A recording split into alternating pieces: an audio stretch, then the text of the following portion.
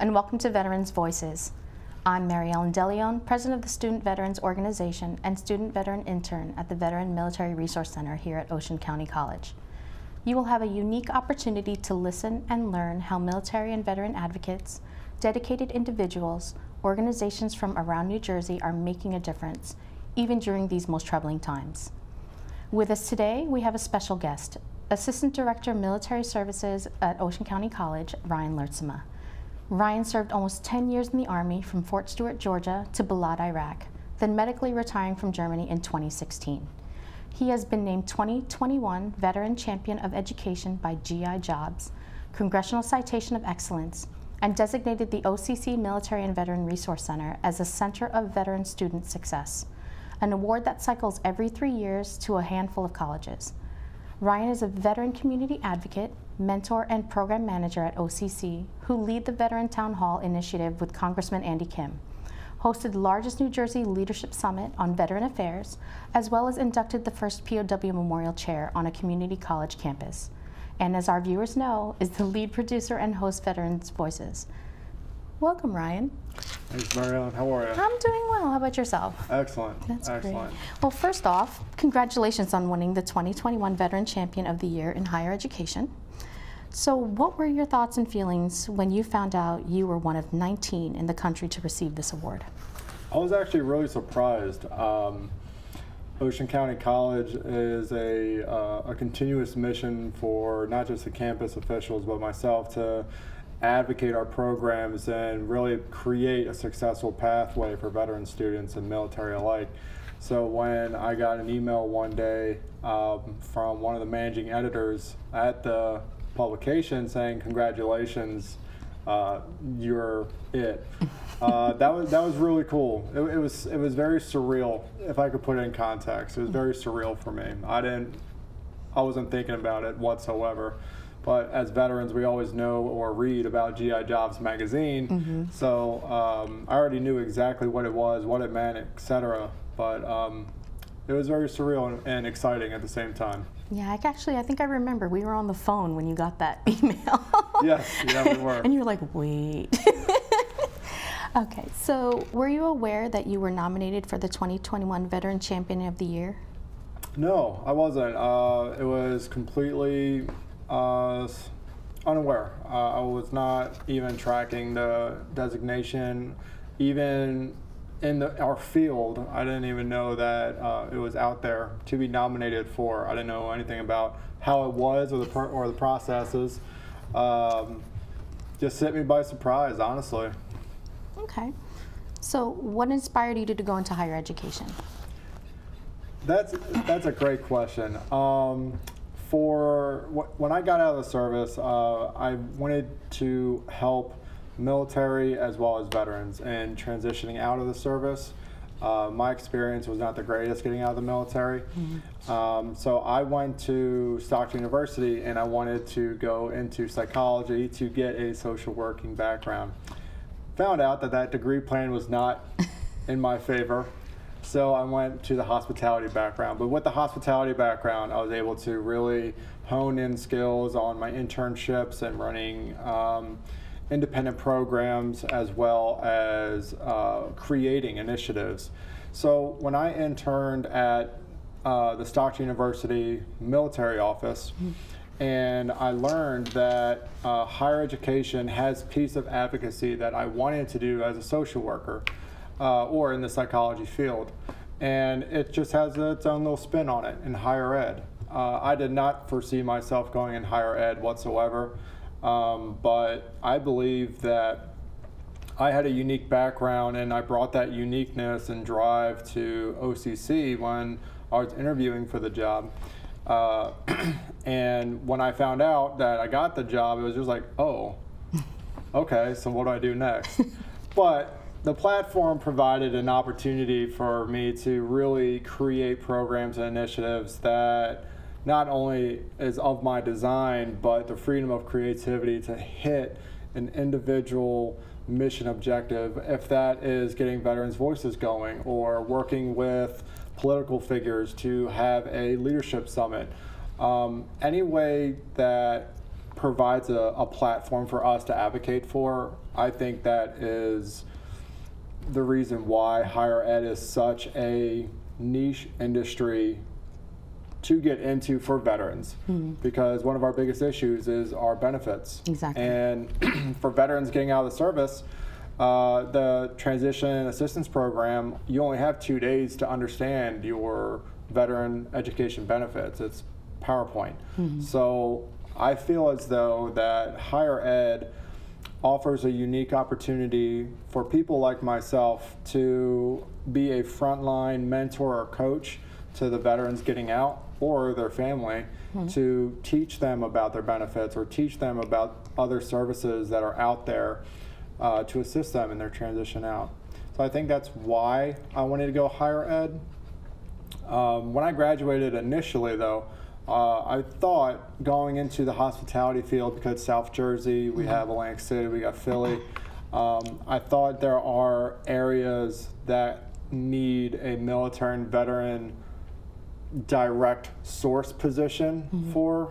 I didn't find that, so that's when I started networking with colleges, and especially like Jason Babin, Director of Military Affairs at Stockton, retired now, but Tom O'Donnell, he used to be the Dean of Students and the Director of Military Services at Stockton University. And they really coached and guided me on the path of higher education and military advocacy. Long-winded answer, but it was a good question. Yeah. Well, I mean, you know, that's something to see what other veterans would like to aspire to. So it's great that you actually answered it that long. I actually enjoyed it. How will you be using, well, how will you use being a recipient of this award to influence others, and how would it be, how has it impacted your career? The award is a full circle effect for me personally and internally. As far as my family and friends are concerned, it showcases the amount of effort I put into my job, my work, and what advocacy means to me personally. And I think that kind of answers the question at the foremost, is that the award showcases the capability of, even if you're doing a job on a small college campus or a small company or LLC or nonprofit, the effort is shown and publicized to the masses. You think you're only helping a certain amount of people, but it's really helping a lot. If anyone can take anything away from it, it's that advocacy is never done. The mission is always continual, but at the same time, it drives you to a next project that allows you to be more creative or add to a job that's already working on. So I'd say one of the projects that you and I are working on is Operation Gratitude. You know, we just completed that, and we are on way to do our distribution tomorrow to the community. As most know, military and veterans go through a higher rate of behavioral and emotional health needs and disabilities, and something so unique that you brought to the table for this project is a care package with personalized letters, little mementos, little objects of just endearment. It goes a long way. You think it's just a small bag of tchotchkes, if you will, that you're giving to somebody, but when was the last time someone openly gave you something just out of the dearness of your heart? You know, so that project is what I believe is the encompassment of the award for myself. Is it doesn't matter how small a project is, it matters on the impact on the people that are helping you or assisting you or the direct recipient of the project. Yeah, and I agree, and that was the whole point of wanting to do that project. And I'm actually getting some people answering back to me, like, can I get more than one so I can give it to my friend? And I'm like, if we have enough, then yes, you can definitely get another one for another. Absolutely. As long as it's for another veteran, that'll be fine. So I understand exactly what you mean about how Operation Gratitude is going to mean a lot, especially after this past year. It's been pretty hectic. So what are some examples that we can do to support our veteran and military affiliated students, staff, and faculty? Honestly, it's education, and it's kind of serendipitous that I work at a college and I'm saying that we need to advocate for education for staff, faculty, and students. But what I mean by that in context is creating an understanding that there is a military and veteran culture that is separate from the standard American culture. It's a community of its own right.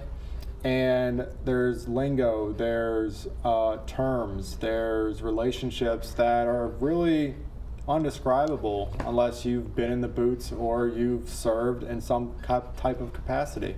You know, even I always account is spouses, family members, associated members of the family. They're all connected. They're military connected individuals. And if we can teach everyone a little bit more about military awareness and a military culture, I think they'll be not only more confident in their field that they're working in, but also for students is that they're building confidence on themselves, is that you are unique and you do have a background and you might serve 2 years or you might serve 20 years. You still served in the United States military and you should be honored to do that. If we can create that advocacy, that stream of advocacy across the sector, not just Ocean County College, but in generally speaking, the first transitional point for most veterans getting out of the service is higher education. It's very few times where you'll see a veteran go straight to corporate or go straight into a secondary career. It's actually quite rare. So when I say that we're frontline individuals for assisting veterans and their families, it's pretty factual. So if we can increase that advocacy, that'd be awesome. Yeah, I wish there was something like that when I started school, when I got out years ago in 2005, but there wasn't for me. So when I started to come back 17 years later, finding the VMRC was one of the greatest things. I was just like, I know where I'm at. People understand me. They understand what I'm going through. And I could never be more thankful that they're there. See, and that type of reflection is like perfect because that was exactly what happened to me when I got out of the military. And I mentioned Tom O'Donnell earlier, is that when I got out of the military in Germany in 2016, he reached out, my wife actually, because she's a Stockton alum, she reached out to him in March and I didn't get out till August. So he was coaching me and mentoring me via email through the entire process of getting out of the military, checking my benefits, checking about how I get my benefits, and then just walking me into the door of Stockton. I don't think I would be a college student without that hand-holding effect, if you will. And even so, when you get to an institution with experts in the center to assist you, they know what they're talking about, they know the VA, they know what they need to do and what you need to do to get to the next step. You're really bolstering that student veteran's confidence. You're not only bolstering their confidence as a person, but almost as a product. You're re-transitioning them into a product of society. And I think that's what I want to strive for here at OCC with VMRC. I think the VMRC is on a way for that. COVID was a hiccup, if you will, for our progression and showing the confidence and integrity of our program. However, I just look at it as a challenge, and you always move forward from challenges. I'm excited. I'm excited to move forward, and come this fall semester when we get more open parameters via the state regulations and the campus regulations, we'll party up in the center again. You know, we had some good times. That I miss. I miss that a lot. I just miss our camaraderie. I miss our conversations, just us just laying loose and feeling comfortable around the ones that understand us. So that was one thing, like I said, that was one thing that was very helpful for me. Like, I don't think I would have gone through the semester if I didn't have that. So it helped out a lot. That's awesome to hear that too. Yeah. So are there any future projects that you can mention that can further bridge the cultural gap between our veterans and civilian community here at OCC? Future projects, oh man. All right. So yeah, there's a lot actually. I'll name off a few that I'm very proud about working towards. So we just got through getting certified for yourself, myself, a few other staff and faculty, Green Zone training. So we're going to have that across the board for staff and faculty for cultural awareness, for military cultural awareness, excuse me. But also it's going to be a fun training to have involvement, and it'll increase that awareness and understanding of military culture. So we got that working. Hopefully we'll have that launched by fall semester. We're getting everything in the pre-approval stages for HR and academia. A second project is we have our first cohort of the Salute Honor Society. So we are very excited about that, the first Veteran Honor Society hosted by Colorado State University, and we became a chapter as of last semester. And what else we got?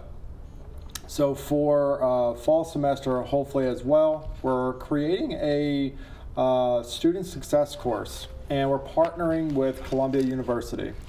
Now, Columbia University has a Veterans and Integration and Transition Program team, and we're adopting and partnering a lot of their practices, and the conversations have been pretty incredible, and I'm hoping to have it, at least the shell built this summer, and we'll do a practice run with it as far as the parameters go for fall semester, and then hopefully launched completely in 2022 timeframe. But that course is exciting because it's an intro course, 2 credits, so it's not a waste of your time. But it's an intro course for veterans and military alike to get aware of the college life, the college standard. It'll have a walkthrough program of different styles of paper from MLA to APA. Mm-hmm. They'll have other practices of interview prep for resume building, finance literacy, and other fun associated modules. I want to do a case study where I want to know from the veteran's perspective, what makes you proud of who you are? What organization do you want to partner with for a project for yourself? And they'll have full creative freedom for the student to have their own case study with. And maybe in the future, after doing all the work for the case study, they'll actually partner with that organization and do something pretty magnificent. So it'll be fun. It'll be very engaging. I'm really excited about that. We have other couple projects. I'd like to bring a little bit more awareness to our Veterans Park on campus too, but I'm not going to go too much into details about that. That's really fun and in the works as we speak. Yeah, I'm hoping to be part of that, but as an alum, it's going to be different. Could you tell us about a person or organization that you admire, and why do you think that they made an important impact in your life? Oh man, yeah, I have a few. Kind of got choked up for a second. So for people, I'd have to say two people that come to mind that has always had my back. Even when I got out of the military and I became a student, got involved with the Student Veterans Organization. That's Patrick Carney. Patrick Carney is a veteran outreach coordinator for the VA, Southern Jersey District. He was one of the previous SVO presidents at Stockton, one of the first, and he onboarded me to Stockton as an alum, and he's been on call per se for any type of situation I had to deal with, whether it was a good answer or a bad answer. He was that guy that could always point me in the right direction of guidance. Another one might come to a surprise to him if he watches this, but it's Frank Atwood. Frank is a man, a giant, a legend of his own kind, and he was also a fellow SVO president. He was my actual direct SVO president. When he graduated, he passed the reins to me, and I learned everything from him. Everything, the good, the bad, the ugly, and what drove him forward. And I really adopted a lot of those skill sets and attributes from him, and I really do thank him. As far as a military mentor that always held it dear to my heart is Irving Sosa, Sergeant First Class rank. He was my first mentor. He created the understanding of what mentors are to me and the community.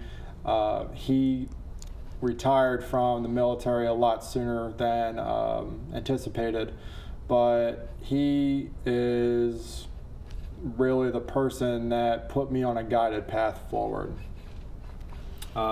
Organization-wise, there's a few. There's a few that I've recently connected with, Project Refit. We did a show on them here actually, Dan and James. Their purpose, their mission, their drive is unmatched. As a small nonprofit organization, I have the utmost respect for them. And you know, they are succeeding in their own right, and I really do wish them more success. Another organization is the Travis Manion Foundation, and also the Warrior Scholar Project out of the Student Veterans of America organization. The three organizations are pretty amazing because they all are separate in their own missions, but they're all similar in the advocacy of military and veteran success. And I think that has to be pretty incredible because not only are you working with a very secular community of people, but we can be difficult at times and try to get help, treatments, or just try to get them benefits. It's a mission of itself. And all three organizations have been absolutely impactful to me in my development as a person. Yeah, I agree. I've been following Project Refit for a little while. I try to get to their Wednesday FML. What is it? It's their live feeds. Yeah, their live just chat and chew feeds. And it's actually helped. I even was able to reach out to them and help them.